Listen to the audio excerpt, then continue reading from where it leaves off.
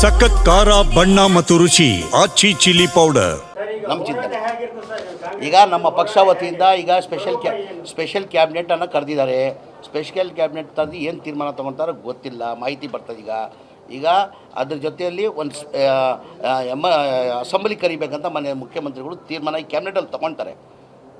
ಈ ಕ್ಯಾಬಿನೆಟ್ ಎಲ್ಲ ಜಿಲ್ಲೆಯಲ್ಲಿ ಹೋರಾಟ ಮಾಡಬೇಕಂತ ನಮ್ಮ ಪಕ್ಷದಿಂದ ಸೂಚನೆಯನ್ನು ಕೊಟ್ಟಿದ್ದಾರೆ. ಇದು ವಿಚಾರಕ್ಕೆ ತಾಲೂಕುವಾರು ನಾವು ಎಲ್ಲ ಕಡೆ ಹೋರಾಟನ ಮಾಡ್ತೀವಿ. ನಾವು ಪಾದಯಾತ್ರೆನೂ ಮಾಡ್ತೀವಿ.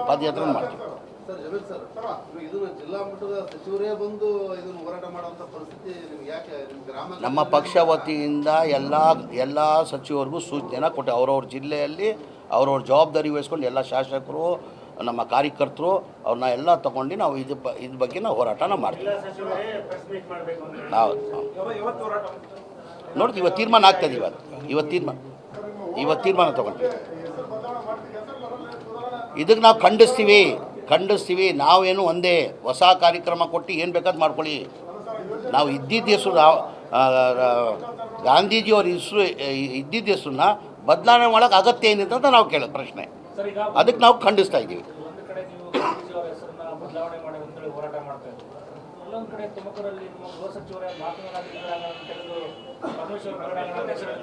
ಯಾರು? ಹಾಂ, ಇಲ್ಲ ಅದು ನೋಡ್ತೀನಿ, ಅದು ಮಾತಾಡ್ಬೇಕು. ಆಮೇಲೆ ಇದೇ ತಿಂಗಳು 24ನೇ ತಾರೀಕಿಗೆ ನಮ್ಮ ಹುಬ್ಳಿದಲ್ಲಿ ದೊಡ್ಡ ಮಟ್ಟದಲ್ಲಿ ಕಾರ್ಯಕ್ರಮ ಮಾಡಿ 42,345 ಮನೆಗಳು ಕೊಡಬೇಕಂತ ತೀರ್ಮಾನ ಮಾಡಿ ಹೋದ ವರ್ಷ ನಾವು 36,789 ಮನೆಗಳು ಕೊಟ್ಟಿದ್ವಿ. ಈ ವರ್ಷದಲ್ಲಿ ಈಗ ಜನವರಿ 24ನೇ ತಾರೀಕಿಗೆ 42,345 ಮನೆಗಳು ಕೊಡ್ತಾವ್ರೆ. ಮನೆ ರಾಹುಲ್ ಗಾಂಧಿವನಿಗೂ ಅವನ ಕೊಟ್ಟಿದ್ದೀವಿ. ಅವ್ರು ಬರ್ತೀನಂತ ಹೇಳಿದ್ದಾರೆ. ಬರ್ತಾರಿಲ್ಲೋ ಗೊತ್ತಿಲ್ಲ. ಮನೆ ಮಲ್ಲಿಕಾರ್ಜುನ ಖರ್ಗೆ ಅವರು ನಮ್ಮ AICC ಅಧ್ಯಕ್ಷರು ಅವ್ರು ಬರ್ತೀನಂತ ಹೇಳಿದ್ದಾರೆ. ಅವ್ರು ಬರ್ತಾರೆ. ಮನೆ ಮುಖ್ಯಮಂತ್ರಿಗಳು ಬರ್ತಾರೆ. ಮನೆ ಉಪಮುಖ್ಯಮಂತ್ರಿಗಳು ಬರ್ತಾರೆ. ಎಲ್ಲ ಸಚಿವರು ಬರ್ತಾವ್ರೆ. 24ನೇ ತಾರೀಕಿಗೆ 42,345 ಮನೆ ಬಡವ್ರು ಕೊಡ್ತಾಯಿದ್ವಿ. ಇದುವರೆಗೂ ಒಂದು ಮನೆಯೂ ಕೊಟ್ಟಿರಲಿಲ್ಲ.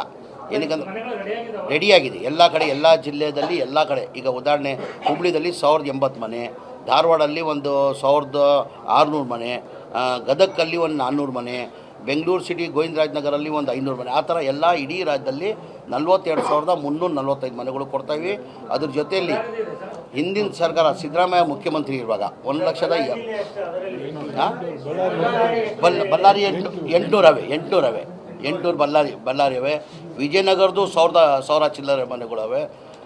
ಹಿಂದಿನ ಸರ್ಕಾರದಲ್ಲಿ ಸಿದ್ದರಾಮಯ್ಯ ಮುಖ್ಯಮಂತ್ರಿ ಇರುವಾಗ 1,80,253 ಮನೆಗಳು ಸ್ಯಾಂಕ್ಷನ್ ಮಾಡಿದ್ದು.